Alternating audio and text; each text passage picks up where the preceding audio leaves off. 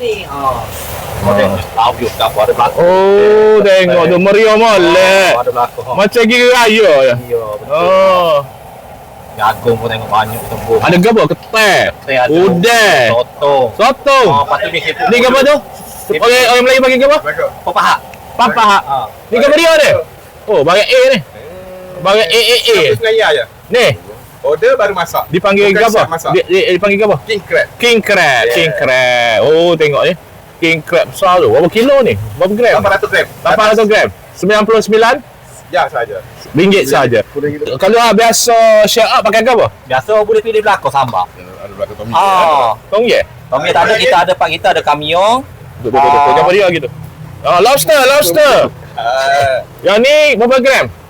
Yang ni ikut pada saiz yang datang. Ni 1 kilo ada? Tak sampai 1 kilo. Tak sampai? Tak sampai 1 kilo. Oh, tengok tu. Kemas bagi dia dah.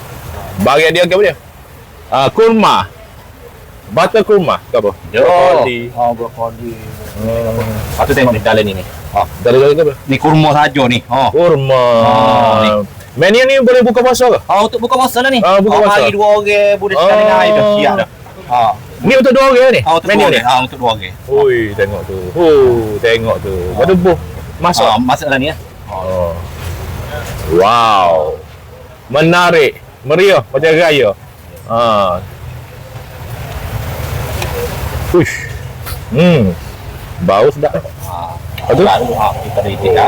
Oh, sedap bau Ni kita makan itik, kita tak boleh pinggir. Kita pergi tabung kita atas meja. Cak lah. Cek lah. Cak. Tak apa dah. Bagi dia orang kita letak tadi yang senang nak ambil. Yelah.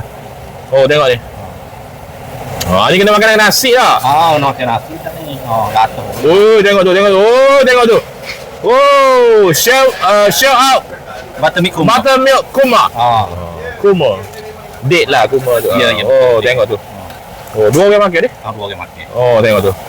Tak banyak lagi, tak tahu lah 2 orang makan ni. Tengah jaga. Sini ada ikan bakar. Ikan bakar Arab style. Shout out ni pula.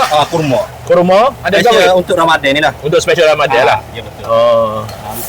Benda ni setahun sekali je jumpa. Lepas pada Ramadan ada dah. Ni menu ni. Ni menu ni. Kalau biasa ada shout out ke tak? Ada siap tu. Shout biasa lah. Siap biasa lah. Tak ada kurma-kurma lah. Ada kurma-kurma lah. Sedap bau memang lah. Dia mesti boleh tengok kuah kita